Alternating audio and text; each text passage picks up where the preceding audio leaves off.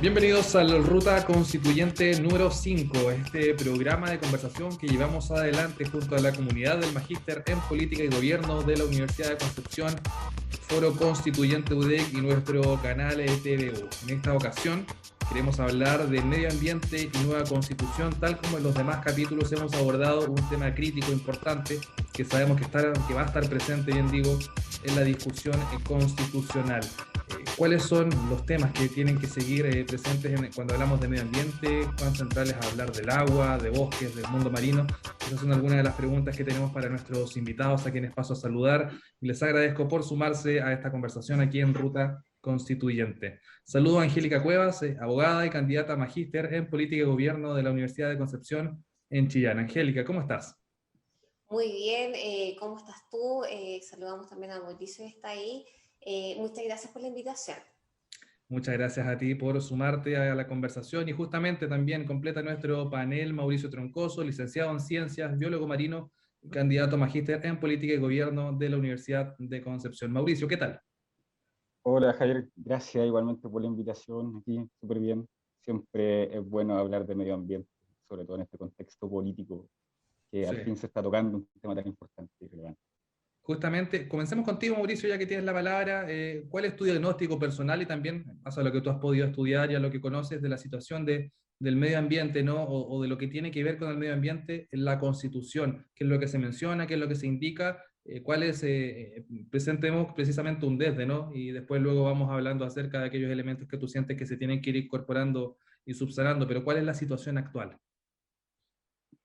Mira, actualmente nosotros en medio ambiente básicamente trabajamos con lo que es gestión ambiental, y eso pasa un poco por la institucionalidad y lo que la misma Constitución representa, o sea, como una hoja de ruta, simplemente en el artículo 19 que la consagra como el derecho a vivir en un medio ambiente libre de contaminación.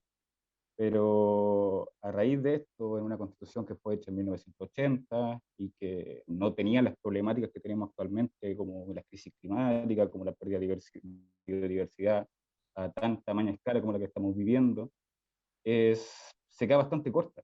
Si bien en su tiempo considerar medio ambiente era bastante relevante en cuanto a las relaciones internacionales que se estaban generando en ese entonces y también la fachada que como país estábamos dando hacia el exterior y que facilitara obviamente la inversión de grandes capitales, medio ambiente era estratégico considerarlo. Pero actualmente, ya 40 años después, esto no es así. Estamos viendo de que seguimos solamente con instrumentos de gestión, pero no de protección ambiental, y se está viendo generalmente desde la parte individual, y sobre todo que se coloca la propiedad antes de la conservación o la protección ambiental. Ujú. Angélica, ¿cuál es tu mirada de la situación actual en términos constitucionales y también de la institucionalidad medioambiental en Chile? Bueno, desde el punto de vista constitucional hay que reconocer que la Constitución de 1980 introdujo una edad en materia ambiental a nivel internacional, ¿eh? Pero como bien dice Mauricio, han pasado muchos años, está totalmente desactualizada para poder considerarse una constitución en materia ambiental. Efectivamente, elementos como la protección de la biodiversidad, el cambio climático, la protección de los océanos, la protección de los territorios en sí, son algo muy básico que se requiere hoy en día en la Constitución, en una Constitución moderna. Y desde el punto de vista de la institucionalidad, nosotros, si bien es cierto, tenemos un Ministerio de Medio Ambiente, pero tenemos un ministerio que aún así es deficiente. Quizás la crítica pudiera ser lapidaria, pero podemos decir que hemos avanzado. Un servicio, por ejemplo, no tenemos el servicio de la biodiversidad. No tenemos ese servicio creado que era uno de los servicios emblemáticos que estaba anunciado en este Ministerio de Medio Ambiente. También tenemos problemas, por ejemplo, con la participación ciudadana. Actualmente la participación ciudadana no es vinculante, muy por el contrario, es simplemente para hacer un trámite. Si bien la institucionalidad funciona respecto de que la mayoría de los proyectos de gran envergadura y que tienen impactos ambientales fuertes, no solamente en lo que es el medio natural, sino que también en el medio social, implica una participación ciudadana. Esta no es vinculante, como dije al principio. Y lo segundo, que por ejemplo para obtener la RCA RCA, que es la resolución de calificación ambiental, para que estas empresas puedan funcionar. Los procesos son tremendamente largos, son procesos engorrosos, tiene dos fases, una administrativa que tú ves y llegas hasta lo máximo de la Superintendencia de Medio Ambiente, hacer los reclamos, y posteriormente tiene una etapa judicial que se hace a través de los tribunales ambientales. Entonces son procesos tremendamente largos, son procesos que son costosos de repente para las organizaciones. Hay un desconocimiento y una falta de educación en materia ambiental que es tremendamente grave, que hace que muchas veces las comunidades no se puedan proteger de estos megaproyectos que son incidentes en su forma de vida y en lo que es medio ambiente, porque no tienen los recursos, desconocen la ley, desconocen los procedimientos administrativos, no saben qué es lo que es una evaluación ambiental cuando procede, no saben lo que es una declaración de impacto ambiental cuando procede también. Entonces estamos en una situación que, si bien es cierto, podemos decir que como país a nivel latinoamericano hemos avanzado, y de hecho quien ha mostrado el avance ha sido precisamente la empresa privada antes que nuestra propia legislación, porque como ellos tienen que exportar materias primas u otras cosas que tienen que ver con recursos naturales, son empresas que tienen que cumplir normativa internacional que va mucho más adelantada que la nuestra. Sí, efectivamente, Angélica, y en ese mismo sentido, ¿no? Cuando escuchamos acerca de grandes escándalos medioambientales o de problemáticas territoriales o de las zonas de sacrificio, ¿no? Aquí tenemos una bien cerca, la región del Biobío, si es que hablamos del caso de Coronel, siempre nos encontramos con una situación de que hay también un problema económico o que existe un interés extractivista, industrial o comercial que va en detrimento de la situación medioambiental de determinados territorios. ¿Sucede o pondrías tú quizás en antagonismo lo que es el desarrollo o lo que es también la vida de las industrias, ¿no? El cuidado del medio ambiente de los territorios? ¿O es una cuestión que en Chile quizás no se ha cuidado particularmente? Yo, y al parecer nos encontramos constantemente con algo en una vereda y con otro en otra. No sé cómo lo observas tú. Bueno, efectivamente es algo que en Chile se da mal, definitivamente se da mal. Nosotros tenemos que tener un desarrollo económico, y el desarrollo económico en la mayoría de los países se da que tiene que ver o directa relación con lo que son los recursos naturales. Pero este desarrollo tiene que ser de manera sostenible, tiene que ser sustentable, que son dos cosas que la gente de repente tú escuchas, sobre todo ahora que estamos en épocas de elecciones. Tú escuchas, por ejemplo, a muchos candidatos constituyentes que hablan, pero se quedan en el puro discurso de lo que es sostenible y lo que es sustentable, y no tienen idea que sostenible significa que sea capaz de mantenerse una situación dada, y sustentable es que la situación que nosotros vemos, por ejemplo, en el medio ambiente, se mantenga en condiciones similares de aquí a idealmente 7 a 9 generaciones más. Entonces, ellos no manejan esa información. Ahora, desde el punto de vista económico, los países deben crecer, y de forma natural crecen en relación a la explotación de lo que son los recursos naturales, y son renovables ideal, porque para evitar, digamos, la demanda excesiva y la extracción definitivamente de recursos.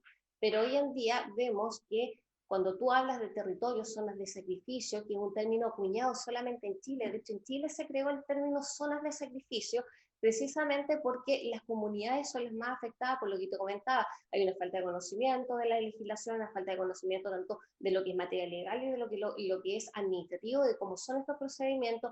No hay una información correcta hacia las comunidades. Muchas empresas que se han instalado en la zona, si no tienen una regulación ambiental que sea potente, evidentemente van a incurrir en algún problema de carácter ambiental, pero esto no debería ser así. Hay países que son mucho más desarrollados que el nuestro, donde la extracción de recursos naturales está fuertemente ligada con tributos para poder resarcir los daños, y más encima tienen que tener un proceso de reparación del daño previo a la entrada en rigor de un trabajo o de alguna empresa, cosa que acá solamente sucede cuando estamos en presencia de algún problema de carácter ambiental, cuando alguna comunidad lo ha reclamado. ¿Se acuerdan que quizá en el proyecto tuvieron algo relacionado con lo que era protección ambiental, porque tenían que cumplir los requisitos y sé que no lo estamos aplicando? Y eso es bastante común y frecuente, aunque hay que rescatar que hay muchas empresas que sí se dan la pega de hacer eso muy bien, y la gestión ambiental desde ese punto de vista se ha vuelto hoy en día una nueva alternativa para los profesionales que están en el área y quieren que las empresas hagan las cosas bien. Sí, sí, le damos la palabra a Mauricio, ¿no? Estábamos hablando de desarrollo económico y de cuidado del medio ambiente. ¿Son dos elementos que están en antagonismo o puede existir también una relación virtuosa de complemento, por cierto, pensando en el desarrollo a nivel país de estos dos elementos? ¿Cómo lo observas tú, Mauricio? yo creo que hay que sacar un poco ese pensamiento de que si no extraemos recursos naturales, nos vamos a ir básicamente a la quiebra como país, porque en realidad las tendencias internacionales no están sobre la extracción de recursos naturales. Nosotros seguimos como una ideología como los picapiedras, o sea, picamos piedra y vamos sacando materiales y eso nos va sirviendo como nuestra matriz económica. Hay muchos servicios, muchas formas de repensar nuestra economía que a base de justicia ambiental, el tema que mencionaba hace poco, eh, de que obviamente hayan reparos a lo que las consecuencias de estos daños ambientales, pero por otra parte es buscar nuevos mecanismos de generar riqueza dentro de las comunidades, así como también la tributación a nivel local, tributaciones que, por ejemplo, si estamos viendo el tema de Coronel, que es una zona de sacrificio y también una zona con alta desigualdad, o llamémoslo así, afectado directamente a lo que son las sociedades, que puedan conseguir algún tipo de riqueza para mitigar quizá en cierta parte esos impactos ambientales. Pero las tendencias en otros países están yendo hacia producción verde, producciones de servicios, básicamente, que no tienen que ver directamente con la explotación de los recursos naturales o plantar bosques y plantar forestales y con eso conseguir alguna materia prima y ahí venderla, extraer recursos minerales, como el cobre acá en Chile. O sea, eso es como tener la gallina de los huevos de oro, pero sabemos que en algún momento esos huevos de oro se van a acabar. O sea, tenemos que pensar en que el desarrollo sustentable implica tener un bienestar presente, pero sin complicar tampoco las generaciones futuras. Y eso también conlleva de mantener un ambiente sano y equilibrado.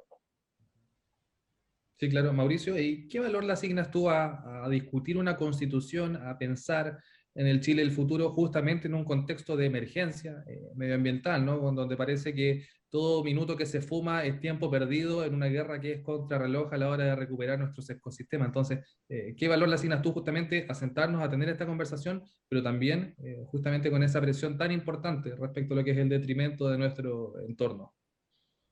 O sea, tenemos que considerar también que ahora hay bastantes métodos de evaluar los impactos ambientales que no son solamente el impacto en sí o el impacto en las comunidades, tanto de lo que es la salud. También hay modelos económicos que establecen los pasivos ambientales, en el sentido, si yo estoy produciendo cierto tipo de minerales en una zona, la contaminación que estoy generando o el impacto que estoy generando al ecosistema va a significar un gasto futuro para el Estado que va a ser mucho mayor que al que estoy produciendo, a la ganancia que voy a tener actualmente. Por ejemplo, el caso que se ve mucho en los embalses. Hay países ya que están, España derechamente, están destruyendo embalses y tratando de recuperar nuevas fuentes de caudales hídricos o proteger todo lo que son sus ríos para recuperar nuevamente un estado más o menos natural. Y acá en Chile igual existe la tendencia y el impulso de generar embalses para el regadío. Entonces estamos hablando de que vamos a generar un bien que va a durar 10, 20 o 30 años a lo más, y luego de eso el Estado va a tener que recuperar esa inversión de forma de que se puedan restablecer los ecosistemas. O sea, el crear un embalse significa quebrar completamente un ciclo hídrico y recuperarlo nuevamente. Es imposible colocar un río dos veces en el lugar donde estaba. Entonces, estamos en una contradicción que va a afectar a las generaciones futuras. Ujú. Entonces, todo este modelo de, de evaluar, de decir económicamente cuánto nos va a costar, tiene que estar en las conversaciones. O sea, actualmente hay algunos diputados, por ejemplo, cuando se está discutiendo la ley de glaciares, se está discutiendo el tema de por qué proteger los glaciares a través de información científica, de que se pudiera crear una ley para la protección de los glaciares, y simplemente hacían un dibujo y decían, mira, sabes que si protegemos durante estos 2000 metros, vamos a estar bien, pero si protegemos un poco más allá, vamos a tener problemas con la agroindustria, vamos a tener problemas con la minería, entonces no lo hacemos. Entonces, no toman la idea desde la academia, no la incorporan a las conversaciones. Entonces, acá hay una parte bastante relevante que involucrar tanto la parte de la sociedad civil, involucrar la ciencia, involucrar el desarrollo económico a través de los nuevos mecanismos de evaluar la economía, no de los mecanismos antiguos de la economía que aún se mantienen acá. Y eso es colocarlo en la mesa, y también una decisión política que sean a través de políticos conscientes Sí. de esto. O sea, eh, como lo mencionaba también en una conversación anteriormente con algunos constituyentes, el tema es que nuestros, las personas que nos van a representar en esta ideología de la, de la representatividad tienen que ser personas que tengan conciencia, que tengan cultura a raíz del tema ambiental, que tengan sensibilidad ambiental, y ellos pueden representar, porque finalmente las conversaciones se van a dar solamente por aspectos de, mira, no me conviene esto porque voy a tener problemas con los votantes de tal distrito. Mira, ¿sabes qué? No me conviene esto porque esta empresa acá es súper estratégica para nosotros. Entonces, las conversaciones tienen que darse en un tono tripartito, involucrar política, involucrar la economía, involucrar la sociedad y también con eso el desarrollo económico. Ujú. Claro, Angélica, conversábamos, ¿no?, en tu anterior intervención acerca de las deficiencias, acerca de aquellos elementos que tenemos que mejorar, puntualizados algunos propios del Servicio de Evaluación de Impacto Ambiental. ¿Cuáles son las urgencias? ¿Qué es lo que se tiene que hacer ahora mismo, justamente para avanzar en esta armonía entre el desarrollo económico y el cuidado del entorno, pero también en la protección de aquellos ecosistemas que hoy se ven muy amenazados en nuestro país? Te faltó una palabra, lo recién de lo que estaba conversando Mauricio también tiene, tiene mucha razón con respecto a que nosotros estamos acostumbrados a lo que es la industria extractiva, y de hecho las políticas públicas están hechas hacia lo que es la industria extractiva, y no estamos creando nuevas formas, no estamos incorporando innovación, por ejemplo, no estamos incorporando lo que es el desarrollo tecnológico para poder mejorar los procesos o mejorar condiciones o servicios que antes se ocupaban directamente de empresas que tenían que ver con sacarlo de lo que es nuestro medio natural para poder otorgarnos el servicio. Hoy en día hay muchas de esas cosas que ya no se hacen con la incorporación de tecnología, que es algo que no está pasando, y en ese sentido Mauricio, cuando dice tenemos que sentar a la academia, que es algo que realmente cuesta, que nuestros políticos haya una voluntad política de conversar con ellos y tomar lo que ellos están diciendo, pero de manera súper real, súper consciente. Claro, es un tema que me di el lujo de sacar respecto de lo que estaba comentando Mauricio. Pero volviendo a lo que es nuestra institucionalidad ambiental, hay muchos temas. Lo que te decía al principio, hay un tema que no está al servicio de biodiversidad y que es urgente. ¿Por qué? Porque en biodiversidad tenemos que avanzar un paso más allá, aparte de la protección, tenemos que avanzar en lo que es recuperación. Y de eso no hay nada de legislación que diga respecto a recuperación de ecosistemas. No, no hay, y si se hace a través de ONG, se hace a través de proyectos, y con suerte hay que estar haciendo lobby en los consejos regionales para poder ganar un proyecto que vaya de la mano de eso, porque no es algo que tampoco está escrito y que diga, oye, preocupémonos de ir recuperando ecosistemas.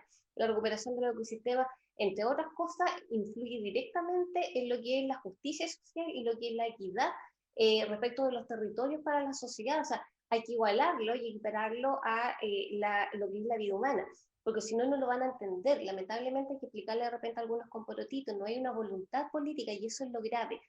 Ahora, ¿qué otra cosa, por ejemplo, está con urgencia que tenemos que ver? Aparte de eso, tenemos que ver el tema de los residuos. Nosotros somos uno de los países que genera altas cantidades de residuos, y todos esos residuos, ¿dónde van a parar? O van a parar a vertederos, o van a parar, lamentablemente, directamente al mar.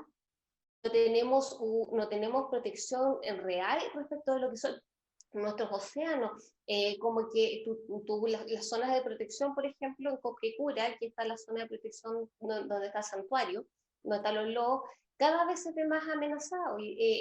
Tú todos los días puedes ver que hay barcos pesqueros que están en la zona, que si bien es cierto no se aprobó la ley de arrastre, que fue lo mejor, porque si no nos echa de perder el lecho marino, tenemos problemas de cada vez están más cerca del santuario de la naturaleza, y más encima que no hay una claridad a qué región corresponden los territorios. Entonces hay un problema de pertinencia territorial con lo que es materia ambiental, y no podemos aplicar programas o políticas públicas estándar si el territorio es totalmente distinto desde Arica a Punta Arenas. Entonces hay cosas que son tremendamente relevantes. Yo te vuelvo a insistir, el tema del residuo es un tema que se nos viene encima. La gente cree que haciendo lo que es recolección o haciendo lo que es reciclaje, hay una deuda tremenda con materia de reciclaje. Si bien es cierto, existe la ley RED, que es la ley de responsabilidad extendida del productor, que tiene que ver con el reciclaje, Hoy en día no vemos, por ejemplo, un acuerdo que haya de las municipalidades con empresas que se dediquen al tema del reciclaje. Sí. Entonces se acumulan en los puntos verdes en las municipalidades y de ahí se van todas al vertedero. No hay en realidad lo que es reciclaje propiamente tal. Aquí no hay un compromiso de Estado respecto de estas empresas y esto es lo que vamos a fomentar. ¿Por qué? Porque la ley de reciclaje, que es lo que establece que tiene que tener un montón de organismos más para funcionar. Y ahí está fallando también lo que es la forma en que están creando las leyes nuestros legisladores, porque están creando leyes que dicen ya, por ejemplo, la ley de medio ambiente. Dice la ley de medio ambiente tal y tal cosa, que yo puedo tener muchos reparos respecto a lo que es participación ciudadana, y después al final aparece un artículo transitorio que dice que una vez que sea aprobada la ley, en 12 meses más va a salir el reglamento que nos va a decir cómo debe funcionar esa ley. Entonces hay que esperar un año más todavía para que se puedan poner de acuerdo en armar un reglamento y podamos ver cómo aplicamos esa ley. Entonces aquí hay urgencia, tiene que haber una modernización del Estado, una reestructuración respecto de lo que son procesos, de la forma de funcionamiento, y esto también en el Poder Legislativo y también en el Poder Judicial. Angélica, y una línea aparte, ¿no? Para un tema que yo sé que también es de tu área de estudio y que hoy está más presente que nunca en el debate público, el agua. ¿Cuán central va a ser la discusión en torno al agua, a la protección del recurso, en la discusión constitucional y hacia dónde, según tu visión, tenemos que avanzar? Bien, el agua para consumo humano es el gran tema y es un tema súper importante. Nosotros tenemos, yo soy de Ñuble, tenemos nosotros territorios que están con estrés hídrico y están con declaración de escasez hídrica. La verdad que hay zonas que falta incluir, de acuerdo al informe para poder emitir esa resolución del Ministerio de Agricultura, pero sin embargo tú te das cuenta que, y con un solo recorrido, que hay zonas donde no hay agua para consumo humano, y eso es tremendamente relevante, porque si no hay para consumo humano, no hay para la agricultura, no hay para el pequeño emprendedor de la economía, de la agricultura familiar campesina, que mueve la economía en la zona. Nosotros somos la segunda región de Chile con la más alta tasa de ruralidad, y eso nos complica. Y el agua va a ser un tema súper importante. ¿Por qué? Porque hoy en día el agua está de tal manera organizada que están las famosas juntas de vigilancia, están quienes tienen derechos grandes de agua, tenemos los derechos consultivos y los no consultivos. Los consultivos son aquellos derechos en cuales el agua se aprovecha en su totalidad y no hay una retribución al Estado respecto de eso, y también está por otro lado los no consultivos, que dice que el agua tú la tienes que devolver al cauce, pero no te especifica en qué cauce tienes que devolverla, por lo tanto perfectamente puedes ir a un embalse, después la van a tirar en algún cauce de donde está emplazado el embalse, y que el cauce del proyecto original, no es el cauce natural.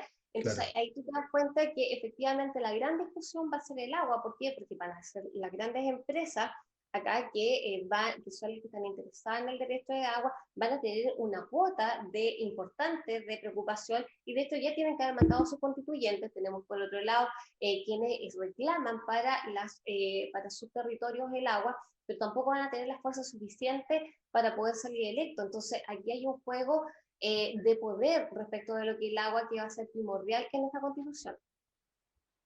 Sí, Mauricio, con seguridad o muy probablemente va a querer tomar algunos elementos de lo que conversamos recientemente con Angélica respecto al tema del agua, pero de todas formas te quiero consultar, ¿no? Porque escuchamos acerca de este deseo que también tiene carácter de eslogan, ¿no? Que es la Constitución Verde, pero más allá precisamente de la premisa pública, ¿no? ¿Qué significaría para ti o cuál es la Constitución que imaginamos cuando hablamos con una que tenga una perspectiva medioambiental, una Constitución que pueda ser verde? No sé si también si hay alguna forma de explicarlo, hay ejemplos, o cuál es el anhelo personal en ese sentido, Mauricio. Sí, mira, como tú lo decías, me voy a colgar algunas cosas de lo que dijo Angélica. Eh, Cuando mencionó un poco sobre los movimientos sociales de la ONG, que son las que básicamente van mostrando un poco la preocupación de algunos vacíos que va generando el mismo Estado, eh, siempre los movimientos sociales van rigiendo un poco la ética o la moralidad de los cambios institucionales.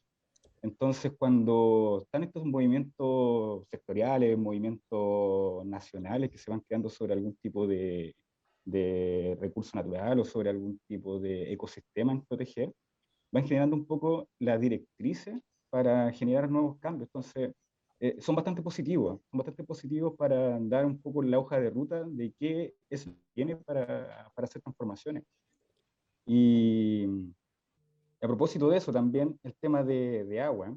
que es algo súper importante, tanto como derecho humano, como también para la naturaleza. O sea, si vamos a hablar de una constitución verde, el agua es esencial para los ecosistemas. O sea, tenemos que asegurar por una parte que las personas tengan acceso al agua, pero también tenemos que tener presente que los ecosistemas tengan acceso al agua. O sea, no podemos esperar hacer excavaciones profundas para conseguir agua donde hay un humedal.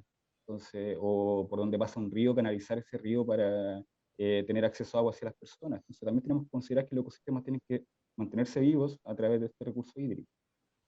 Como constitución verde, mira, el eslogan cuando se habla de constitución verde puede causar cierta resistencia de parte de algunas partes políticas, ya que lo relacionan directamente a movimientos sociales o lo relacionan con algo que generalmente se ve como parte, si es medioambiental, no va a ser económico sostenible, y así que va a tener como esa resistencia. Pero en sí, lo que debería tener una constitución es empezar por justicia ambiental, hablar ya de una equidad intra e intergeneracional. O sea, estamos hablando de que existe equidad, de lo que nosotros tenemos ahora, las próximas generaciones también la tengan. También hablar sobre un medio ambiente sano y equilibrado. O sea, no podemos hablar solamente con un tema de decir que el medio ambiente está libre de contaminación, hay que decir que está sano. O sea, tiene las posibilidades de seguir restaurándose más a futuro. Tiene que haber democracia, democracia ambiental. O sea, en el sentido, como bien lo mencionó Angélica al principio, el tema de que haya participación ciudadana, de que pueda ser vinculante, de que la sociedad pueda decidir cerca de su entorno, porque ¿quién más que una persona que vive al lado de algún ecosistema, sea un río, sea alguna bahía, puedan decidir a través de estos recursos, porque ellos tienen la afinidad, porque el medio ambiente también te crea identidad cultural. O sea, no es solamente algo que produce bienes materiales, sino que se producen identidades, son los bienes intangibles que va produciendo. Eh, Tiene que tener también consagrado lo que es una sociedad diversa, inclusiva, con el tema de la interculturalidad. O sea, tenemos que considerar las comunidades indígenas dentro de la misma constitución acá, para que esto sea verdaderamente verde. Tiene que estar descentralizada. O sea, no podemos esperar que la toma de decisiones esté centrada en Valparaíso, Santiago, para poder decidir sobre algún tipo de ecosistema. Y bueno, y atender ante todo esto a proteger también la biodiversidad. O sea, tiene que estar estipulado dentro de la misma constitución el concepto de biodiversidad y cambio climático, que no lo está. Entonces, eso sería como esencial dentro de una constitución, por decirlo de alguna forma, verde. Sí, claro, estamos cerrando nuestro programa, nuestra ruta constituyente número 5 sobre medio ambiente. Te quería consultar precisamente, Mauricio, por aquello que no se puede quedar fuera de la discusión constitucional, pero creo que me lo contestas, ¿no? Al cierre, ¿no? Es ese punto que tú mencionabas. Claro, claro, o sea, integrar directamente lo que es biodiversidad, porque en realidad la biodiversidad en sí son los que generan todos nuestros servicios ambientales. O sea, todo lo que nosotros percibimos viene de la misma biodiversidad, de la misma conexión entre diferentes especies, lo que nosotros podemos percibir. O sea, esto influye tanto en la calidad del clima, en el agua, influye en nuestra sociedad, en nuestra salud, a través de lo que podemos extraer. O sea, si pensamos, por ejemplo, en las hierbas medicinales, que se ven abastecidas directamente por la biodiversidad local, es lo que lo vamos teniendo. Entonces, tiene que ser un concepto que tiene que estar integrado y estar dentro de los principios de la Constitución. No puede estar en un artículo tan lejano. Sí, sí, claro. Angélica, la misma pregunta para ti, para cerrar un minuto, ¿qué es lo que no se puede quedar fuera de la discusión constitucional? A lo mejor, ¿cuál es tu deseo más profundo cuando hablamos de cuidado del medio ambiente y la nueva institucionalidad que se tiene que dar en nuestro país? Bueno, estoy de acuerdo con todo lo que dijo Mauricio, que efectivamente la biodiversidad es un tema fundamental. En la biodiversidad también estamos nosotros los humanos. Entonces, tiene que ser algo fundamental que tiene que ver el cambio climático. Es un tema que está encima, lo tenemos fuertemente, la interculturalidad, que es importante también, que tiene que ver con nuestro pueblo originario, cómo ellos ven, la visión que ellos tienen, también debería quedar en cierta forma dentro de lo que son los principios de la Constitución, porque hay una relación muy distinta que ellos tienen con el medio natural que nosotros hemos ido perdiendo a raíz de vivir en esta sociedad tan ajetreada. es tremendamente relevante. Aquí hay cosas que son fundamentales y tienen que estar. Vuelvo a decirte, el derecho al agua es algo primordial.